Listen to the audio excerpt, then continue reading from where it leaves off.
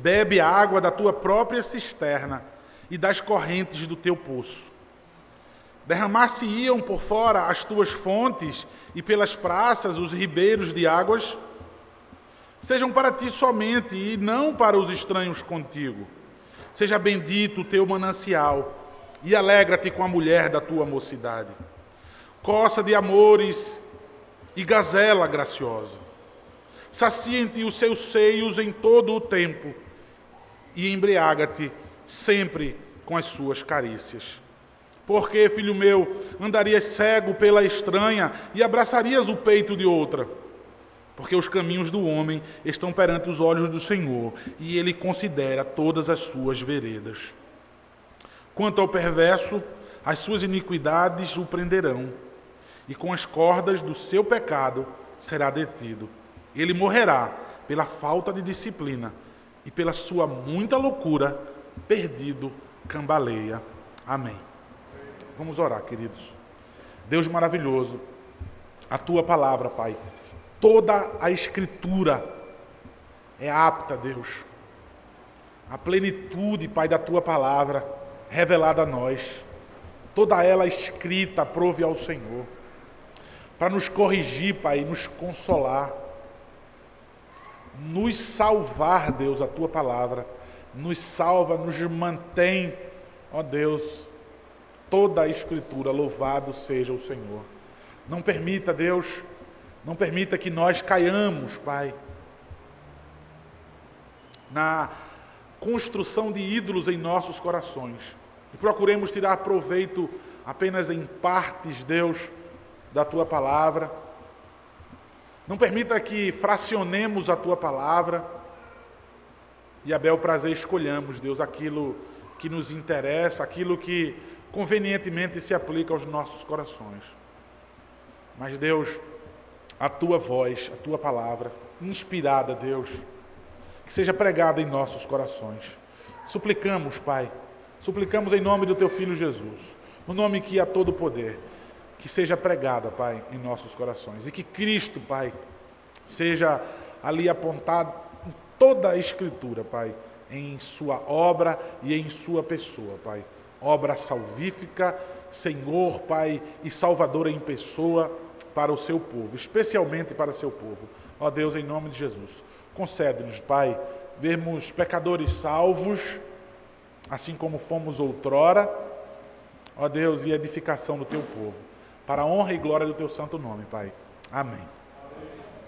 Queridos irmãos, a nossa tendência, ela sempre é, como se diz o velho ditado, ou frases costumeiras, não sei nem se isso é um ditado, de olhar para o quintal dos outros. É porque algumas pessoas formam um ditado quanto a isso.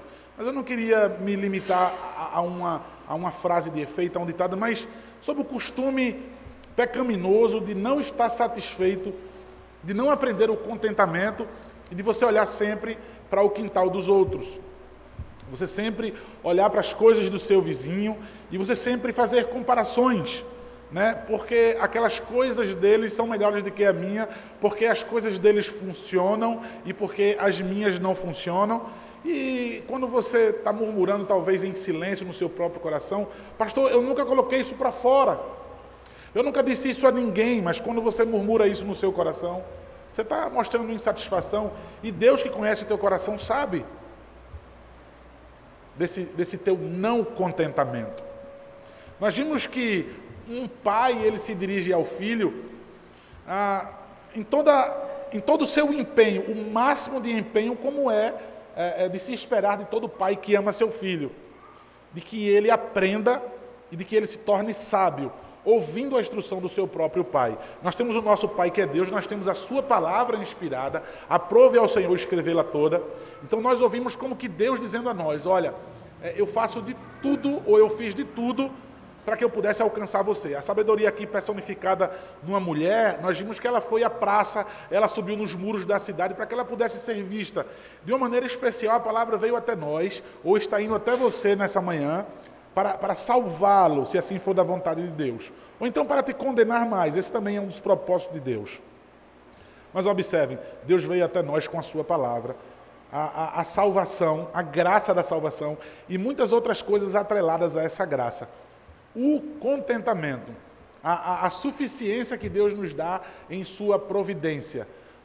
Então Deus, ele vem dizer, olha, filhos, como Salomão quis dizer, não somente a Roboão, mas dizer aos filhos dos outros israelitas, como Deus quer dizer a todo o seu povo especialmente. Filho meu, alarga os teus ouvidos, se inclina para ouvir, se submete, se humilha para ouvir. Não contesta, não relativiza, mas aprende, coloca em prática aquilo que estou te ensinando.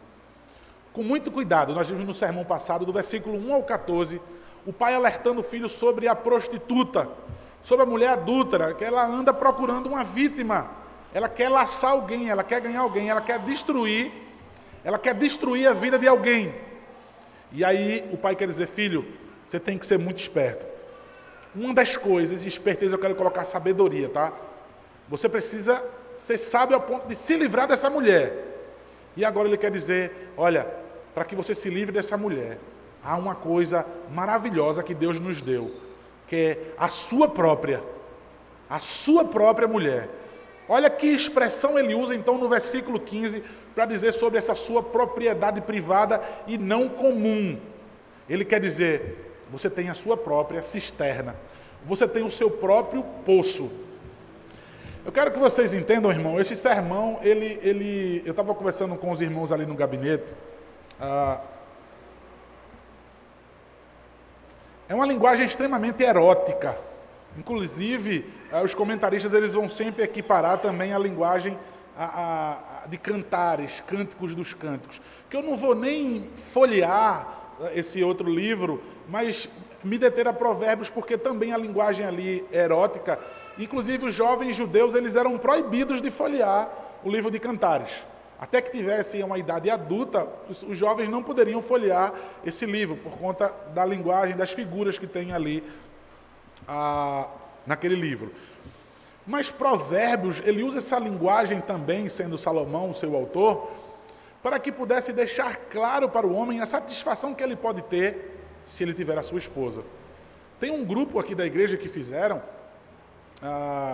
grupo do Segiome. A gente fala muito sobre masculinidade ali, sobre as diligências de um homem, as obrigações, as responsabilidades. E como alguns jovens homens têm descoberto uma nova vida no casamento. E aí virou um meme já, uma frase que a gente diz assim lá, solteiro não vive, né? É tipo uma brincadeira, né? Você agora está zombando daquele que ainda está solteiro. O solteiro fica estimulado, louco para casar, mas aquele que casou recentemente, ele está dizendo, rapaz, com outras palavras nessa brincadeira, que maravilha ser casado, eu não sabia que era tão bom assim ser casado. E eu quero que vocês entendam uma coisa, lá no grupo eles colocam um mimo da esposa no café da manhã, numa comida, em qualquer outra expressão. Logicamente que intimidade física do casal lá não é exposta, logicamente isso, tá? Entendam por favor. Mas no texto de Provérbios, a linguagem aqui erótica está falando especificamente sobre o prazer sexual mesmo.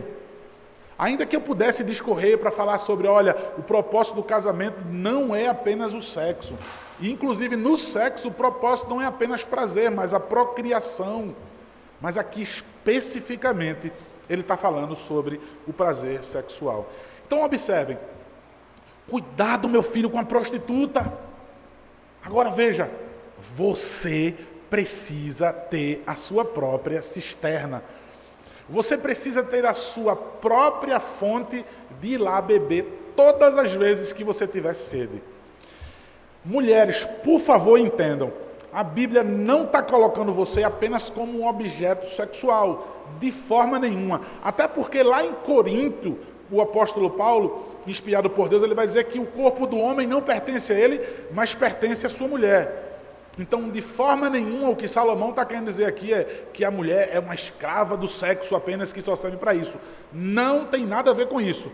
Ele está falando como é que o homem vai se livrar daquela prostituta, daquela mulher que quer destruir a sua vida, que quer destruir a sua família.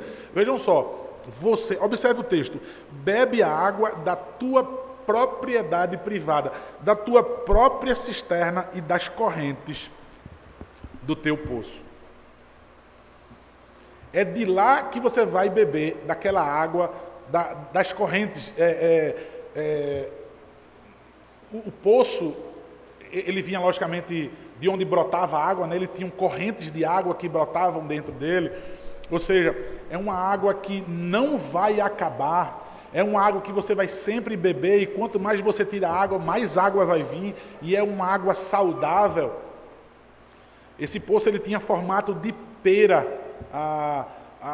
Os homens olhavam para a cisterna e eles colocaram nessa figura da mulher por vários sentidos, mas do principal, não apenas pelo formato de pera que ele tinha, mas pela expressão de matar a sede.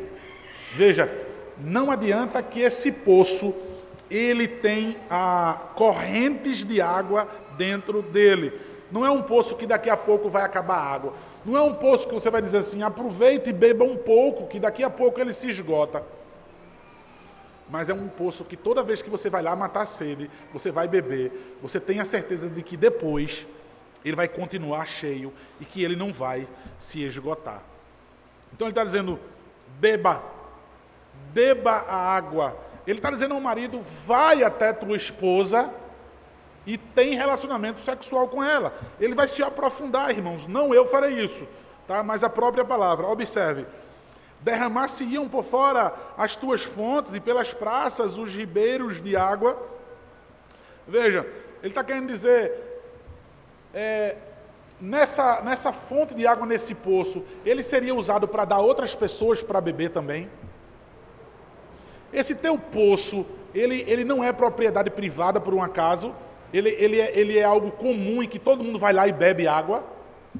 Ele está querendo dizer, não, é o teu próprio poço e só você bebe água ali. Veja, por que é que você está tratando esse poço desse jeito? Como é que você enxerga essa tua cisterna? Veja, irmãos, derramar-se-iam por fora.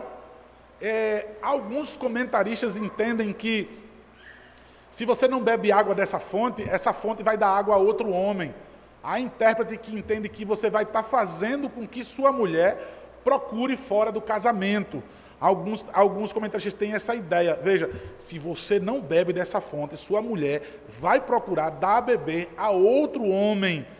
Então, derramar-se-ia por fora as tuas fontes e pelas praças, aonde estão os lugares, inclusive, das mulheres adúlteras. Ele quer colocar aqui, olha, acontece também o contrário. Acontece também o contrário. Veja, a sua mulher pode ir também nas praças, nos ribeiros de água, onde o povo que vão passando, né? Ou seja, fora da tua casa, ir lá e beber. Não na cisterna, mas num ribeiro de água. Então o pai quer dizer ao filho, tome muito cuidado. Você precisa saciar, você precisa cuidar da sua esposa sexualmente falando. E aí, irmãos, diz, no versículo 17, sejam para ti somente e não para os estranhos. Só deixando claro o exemplo que ele colocou, tá? É somente para você beber e ninguém vai usar para chegar ali e beber água. Ela é a tua esposa. Você não vai permitir que ninguém, veja, nenhuma das circunstâncias você vai produzir para que outro homem precise chegar na tua casa e beber daquela cisterna. Responsabilidade do homem, então, suprir a sua esposa e deixar ela assim, extremamente satisfeita na área sexual. O versículo 18 diz, seja bendito o teu manancial e alegra-te com a mulher da tua mocidade. Veja, a mulher da tua mocidade significa que os casamentos eram tenros, ou seja, os casamentos eram feitos na juventude. É por isso, irmãos, que, abrindo um parêntese bem grande, alguém disse, pastor, o senhor estimula esses casamentos, Veja, o que eu posso responder, eu não estimulo os jovens ficarem abrasados. Eu não estimulo os jovens no mundo erótico em que vivemos, onde os outdoors, nos ônibus, na rua, na entrada do shopping, na televisão, num comercial de televisão. Eu não estou assistindo nenhum canal, mas você deixa a sua criança na frente do YouTube para assistir o canal com um desenho, um filme interativo, ele interrompe e bota uma coisa erótica, absurda, uma coisa pornográfica ali. A gente fica sem saída. E os jovens vão crescendo, adolescentes, jovem, e a idade vai avançando. E como é que ele vai conter, como é que ele vai reter os seus impulsos, como é que ele vai controlar isso, se ele foi criado naturalmente para isso? Quando chega um jovem para mim e diz, pastor, eu estou extremamente efervescendo nessa área, eu não tenho namorada. E o meu maior cuidado, o meu maior medo é quando você tem namorada.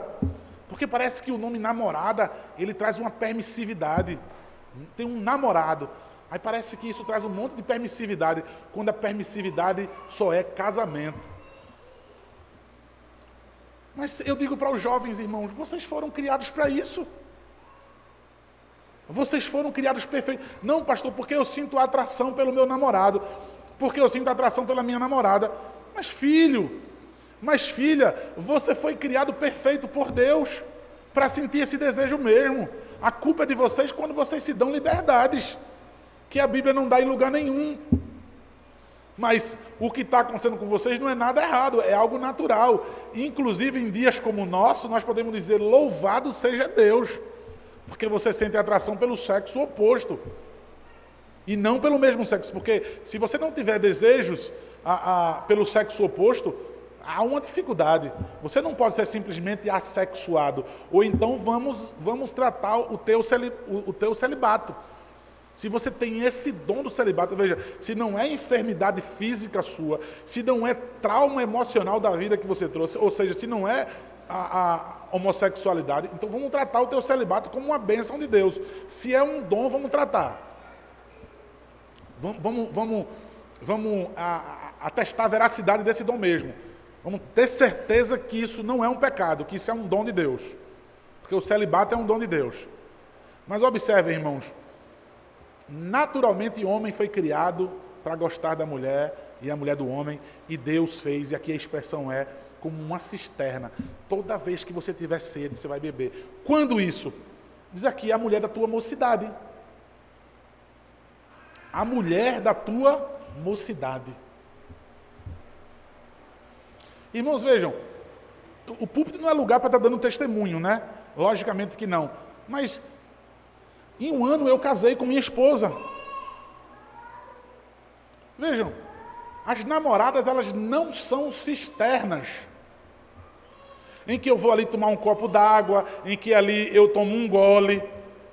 Veja, as nossas moças da igreja, as nossas filhas, as nossas irmãs, elas não são um cântaro, elas não são uma garrafa, ainda que não sejam uma cisterna para o namorado, mas ela é uma garrafinha de água mineral para de vez em quando saciar a sua sede. É uma irresponsabilidade casar um ano. Eu disse para mim, eu não vou mais fazer isso com ninguém. Eu não vou mais brincar com ninguém. Eu não vou mais pecar desse jeito. Então veja, a mulher da tua mocidade, jovem, homem, eu digo aos homens, se virem, rapaz. Se virem.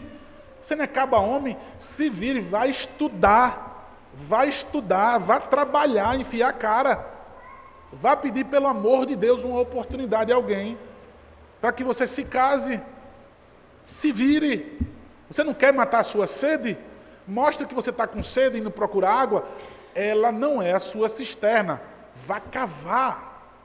Cave. Mas os homens hoje não querem cavar a cisterna. O sol está quente. A figura aqui, certamente era um deserto, inclusive pedregoso. Irmãos, eu me lembro da figura, no episódio que eu passei lá em Fernando de Noronha, quando eu era missionário, o pastor da igreja, eu estava doido para ir pegar a prancha e surfar. Era a época em que tinha aquelas ondas, né, boas lá em Fernando de Noronha, e eu querendo ir, e ele disse assim, para mim e para o filho dele, ele disse, se vocês plantarem aqueles coqueiros ali, aquelas mudas de coqueiro, vocês podem ir tranquilamente. E aí eu vi umas 10 mudas de coqueiro assim, eu digo, 10 mudas para você cavar com a enxada, isso aí é rápido demais. Aí eu olhei para o filho dele, vamos embora, o filho dele já estava chorando. E eu, naquela maior alegria, 10 mudas, é só você mete a enxada, puxa, joga aquele coco com o broto saindo e acabou-se. Irmãos, sem exagero, quando eu meti a enxada, saiu faísca. Saiu faísca do chão. Do chão tão duro que era. E aí naquele dia não teve, né? Não teve surf, naquele dia não teve programação. E até eu estava chorando no segundo coco que eu estava plantando pela metade, porque não tinha como cavar mais ali não. Eu não entendia de solo até ter visto aquilo, que eu pisava constantemente. Como é que nasce capim nesse lugar? A figura aqui é de um lugar muito difícil de se encontrar água, de se cavar para encontrar água. Esse homem, ele tem a sua própria cisterna, que com toda dificuldade ele cavou, ele construiu. Mas ele ali mata a sua sede. Então veja, quando isso? Na sua mocidade. Na sua mocidade. O homem ele vai se esforçar desde cedo. Ele vai ser ensinado a desde cedo ele ter a sua própria esposa. E ele vai dizer, olha, bendito seja o teu manancial. Alegra-te com a mulher da tua mocidade. Mais uma vez, esse bendito aqui, esse abençoado seja o teu manancial. Ele quer dizer assim, olha, que seja abençoado aí o relacionamento sexual com vocês. Ele quer dizer, irmãos, que seja muito prazeroso. Veja, irmãos, eu desejo que o teu emprego seja abençoado. Que é o quê? Que você execute bem, que você ganhe bem. Se seja honrado com dinheiro ali. O que ele quer dizer aqui com bendito seja, com abençoado seja, o teu manancial espero que você tenha muito prazer no sexo. Esse é o meu desejo, filho. Com a mulher da tua mocidade, eu quero que você se alegre. Eu quero que o relacionamento sexual seja recreativo para você. Eu quero que você se divirta no sexo com sua esposa. O versículo 19 diz, coça de amores e gazela graciosa. Irmãos, o autor aqui, ele dá nome de animais à sua esposa. Um comentarista bíblico, ele vai dizer assim, olha, se você pudesse olhar essa gazela, essa corça, você, na verdade, ia ter outra visão que eu não tinha. Bruce Waltson, ele vai dizer, até que eu pudesse ver essa gazela, essa cabra montês, ou essa corça, a fêmea do veado, eu ainda não aceitei, queridos, isso. Ele vai dizer que essa gazela graciosa, essa cabra montês, os chifres dela que crescem para cima e para trás, um pouco menor do que o do macho, ela tem uns olhos brilhantes, o pelo sedoso. Eu digo, não, ainda não aceito. Ele queria dizer que a exuberância, a beleza do animal, mas olha, eu não estou discordando da Bíblia não, tá? Eu estou querendo dizer que quando ele olha para um animal, em toda aquela sua beleza, né, daquela sua, enfim, todos os termos que podem ser dados para a beleza, ele vai dizer, assim é a minha esposa. Ele vai dizer mais, irmãos, além de dar o nome de um animal formoso à sua esposa, ele diz, saciem-se os seus seios em todo o tempo, e embriaga-te sempre com as suas carícias.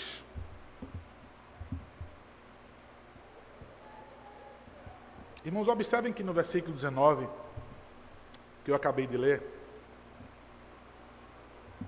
ele vai dizer, em todo o tempo, e vai dizer sempre, os seios da sua esposa, ele vai dizer, é para que você possa se saciar nele. Para que você possa se embriagar sempre com as suas carícias. Veja, eu não posso me aprofundar nos termos, queridos, mesmo, tá? Mas observem, o que ele quer dizer com isso você sabe quando uma pessoa fica bêbada, quando a pessoa toma um líquido embriagante, ele quer dizer, eu quero que o relacionamento sexual seja desse jeito. O que o autor quer dizer é, veja só, a timidez deve ser lançada fora do leito conjugal. Não deve haver timidez, restrições, medo, e isso e aquilo outro. Olha, eu quero que vocês sejam livres E eu quero que vocês se entorpeçam. Veja, irmãos, quando ele diz se embriaga, ele quer dizer se entorpeçam de sexo, vocês dois, homem e mulher, quando estiverem juntos. Ou seja, eu quero que você, homem, e você, mulher, fiquem fora de si, quando estiverem juntos um do outro no relacionamento sexual. Queridos, eu estou expondo o texto e estou me limitando a não dizer mais coisas. Mas, na verdade, isso é necessário porque é vida para o casamento. Veja, eu estou lendo um livro com a minha esposa, que a gente vai dar, inclusive, posteriormente à igreja aos casais. O livro do Dr. Bick, sobre casamento, vai falar sobre a intimidade, na amizade e no sexo. A gente está estudando junto para depois dar para vocês. Irmãos, eu queria dizer algo que o Dr. Bick diz para vocês. Se o teu relacionamento sexual talvez tenha esfriado em algum tempo, em algum momento, ele quer dizer que há jeito sim em Cristo Jesus, pelas misericórdias que hão em Cristo Jesus. Ele vai dizer, lascas de madeira seca, você pode jogar em cima daquele montão de cinza, assoprar devagar, com cuidado e constante, logo aquelas lascazinhas de madeira vão pegar fogo, você vai lá e coloca alguns galhos em cima, assopra com mais intensidade. E ele diz que com todo cuidado, pela graça de Deus, o seu casamento, no relacionamento sexual, vai estar crepitando em chamas. Então quer dizer que há esperança para vocês nisso. Eu não quero que vocês escutem a pregação, leiam um texto e digam, isso aí é para mocidade. Em nenhum momento o autor está dizendo que isso vai esfriar um dia, que isso tem que esfriar um dia. Sacia-te os teus seios em todo o tempo e embriaga-te sempre com as tuas carícias. Irmãos, em todo tempo e sempre. É isso mesmo, irmãos. O que o texto quer dizer é, homem e mulher, eles vão se juntar, eles vão se embriagar de sexo, vão se entorpecer, vão à loucura quando estiverem em sua intimidade, vão saírem de si, nessa maravilha do sexo, e depois, de novo, vão fazer de novo, e depois vão fazer de novo, e depois vão fazer de novo, e depois vão fazer de novo. Ele está dizendo o tempo todo e sempre.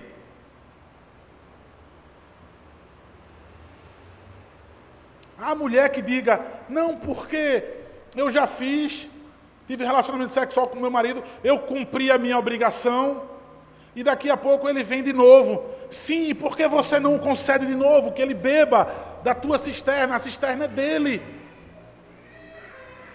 O tempo todo e sempre. E de novo, não há restrição de tempo, de dias e de vezes. Prestem atenção, esposas e maridos. O apóstolo Paulo lá em Corinto vai dizer que isso é dívida. Isso é dívida. O apóstolo Paulo quer dizer para os homens e para as mulheres que estão ouvindo, pague o que vocês devem, que vocês estão pecando. Quando vocês privam as suas mulheres de sexo, quando vocês privam os seus maridos, ainda que seja por dor de cabeça, ainda que seja por cansaço da rotina diária, ainda que seja por isso e aquilo outro. Paguem o que deve. Essa é a linguagem de Paulo no Novo Testamento. E aqui a linguagem de Provérbios de Salomão é o tempo todo e sempre.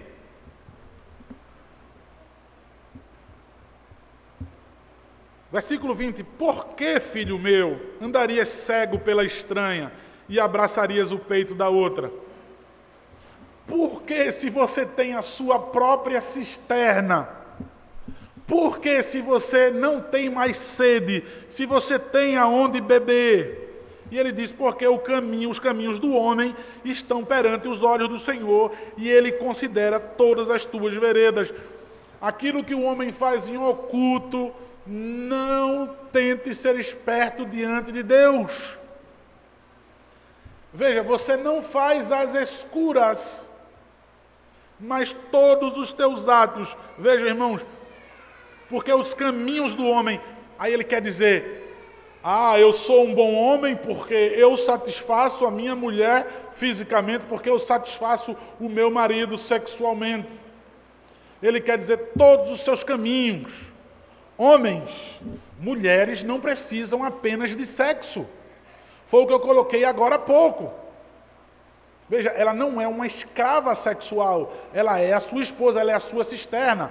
Mulheres, muito cuidado para não acharem que estão saciando apenas os seus homens com apenas sexo. Ele quer dizer que tem muitas outras áreas da vida que são pecaminosas. Vocês podem estar adulterando sem ser pelo sexo. Em muitas outras coisas vocês estão deixando a desejar, estão sendo negligentes com suas esposas. Alguém pode bater no peito e dizer, não, quanto a essa área eu não tenho dificuldade. E em todas, e em outras, você está pecando. O que é que te faz achar que somente isso é pecado? Aquela velha conversa dos 7 pecados capitais. Todos os caminhos dos homens estão perante os olhos do Senhor. E Ele considera todos esses caminhos. Ou seja, o Senhor não considera apenas o relacionamento sexual. O versículo 22 diz, quanto ao perverso, as suas iniquidades o prenderão, e com cordas do seu pecado ele será detido.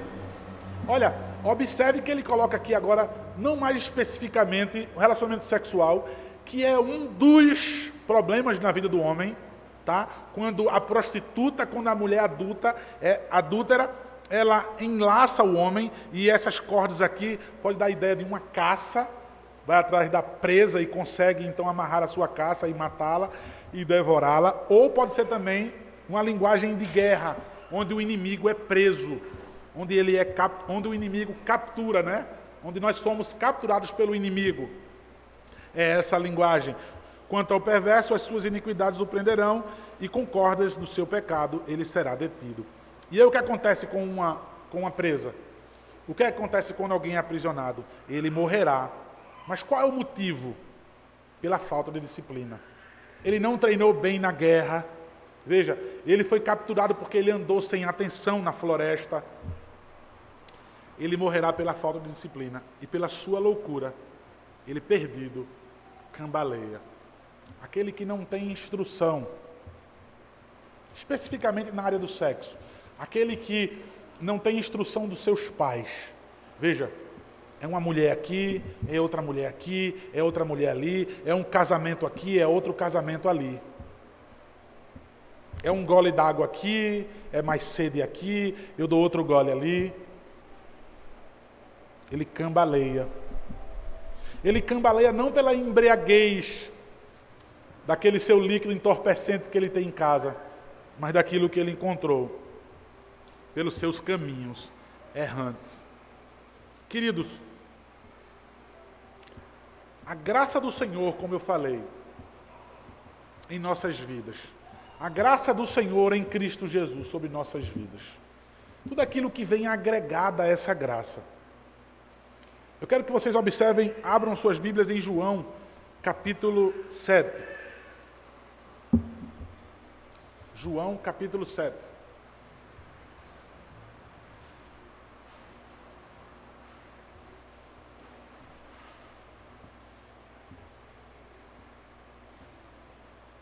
João capítulo 7, versículo 37. No último dia, o grande dia da festa, levantou-se Jesus e exclamou: se alguém tem sede, venha a mim e beba. Quem crer em mim, como diz a Escritura, do seu interior fluirão rios de água viva. Isso ele disse com respeito ao Espírito que havia de receber os que nele crescem. Pois o Espírito até aquele momento não fora dado, porque Jesus não havia sido ainda glorificado. O cenário aqui é a festa dos tabernáculos. A festa das tendas, onde os judeus tinham que sair de suas casas, construir suas próprias tendas, com folhas e palhas, folhas na parede, palhas no teto, de maneira que conseguisse ver as estrelas, ficasse coberto do vento, né, da areia. que tinha chuvas, né, de areia naquela época, o vento soprava com força, da chuva, do frio, mas que pudessem ter brechas, que ele pudesse ver as estrelas, para que ele se lembrasse como Deus os guiou pelo deserto. Então, a festa dos tabernáculos, todo judeu que estivesse morando perto ali, 30 quilômetros, ele era obrigado pelo menos a participar, a ir lá e observar essa festa, todo o povo de Deus junto. Então iam passar dias ali morando em tendas. Tinha gente que colocava tendas em cima da sua própria casa, mas não deixava de observar essa festa. Esses dias. Vejam só, irmãos. Que memória a peregrinação do povo de Deus no deserto. De como Deus conduziu o seu povo pelo deserto e de como Moisés foi lá, sendo um tipo de Cristo, bateu na rocha e deu água ao seu povo. Nesse ritual aqui, o sacerdote ia no templo, então ele pegava a água que ele tirava do rio Siloé, e aí então ele derramava sobre o altar, representando que o povo de Deus, ele foi, em sua sede, extinto por completo. Jesus Cristo está dizendo, olha, aquele ritual da festa dos tabernáculos, da qual aspergiam a água, da qual Moisés bateu na rocha e matou a sede do povo. Ele quer dizer, isso apontava para o Messias, isso apontava para Cristo. Aí Jesus Cristo está dizendo, eu sou essa água da vida. Ele ainda aqui em João, ele vai falar sobre, eu sou a água da vida. João 4, se eu não me engano, versículo 14. Ele é essa fonte de água viva. Mas aqui ele está dizendo, aquele motivo pelo qual essa festa, esse ritual apontava, ele está dizendo, já está aqui. Quem quiser vir, quem quiser beber, venha a mim e beba, que do seu interior fluirão rios de água viva. Ou seja, por causa da crucificação, por causa da minha vida, da minha pessoa, de quem eu sou, por causa da minha obra redentiva, por causa do meu sacrifício substitutivo, vocês vão receber, que ainda não aqui quando Jesus Cristo falou, o Espírito Santo. E aí quando descer sobre vocês, vocês terão poder. E dentro de vocês vão fluir rios de água viva. Veja, uma inesgotável fonte, de maneira que vocês não vão ter mais sede. Dito isso, irmãos, vejam só, em Cristo Jesus, tendo o Espírito Santo em vocês, residindo fixamente em vocês. Eu falo isso não dizendo que o Espírito Santo vem e se retira, tá bom? Mas sendo habitação, sendo essa tenda você, sendo essa morada, sendo esse tabernáculo do Espírito Santo, tendo essa fonte que jorra água viva dentro de você. Você no seu leito conjugal pode ser essa cisterna para o seu cônjuge.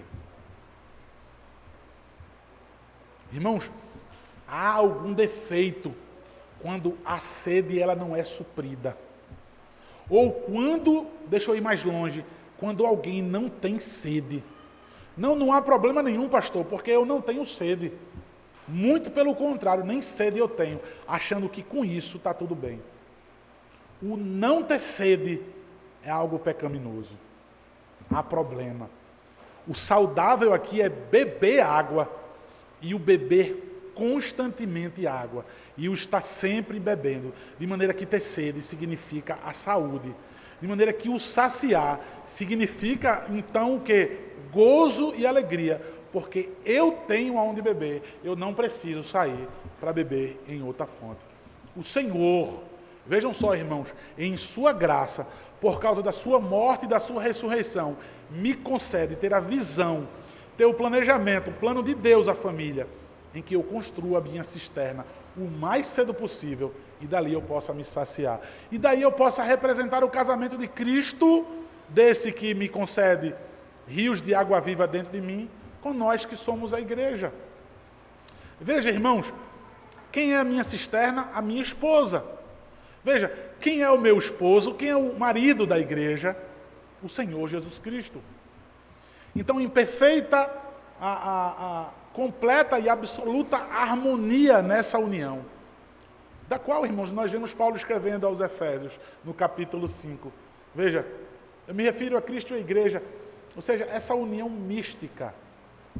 Eu espero, queridos, que você, em primeiro lugar, encontre o saciar da sua sede em Cristo Jesus. E que Ele conceda no seu casamento a inesgotável fonte, de maneira que você tenha prazer de dizer, eu quero beber de novo. Você não acabou de beber água e eu quero beber novamente. Que alegria, que água boa, que água saudável é essa cisterna que o Senhor me concedeu. Que o Senhor me concedeu, inclusive, para cavá-la e para construí-la. Amém, irmãos? Que o Senhor nos abençoe.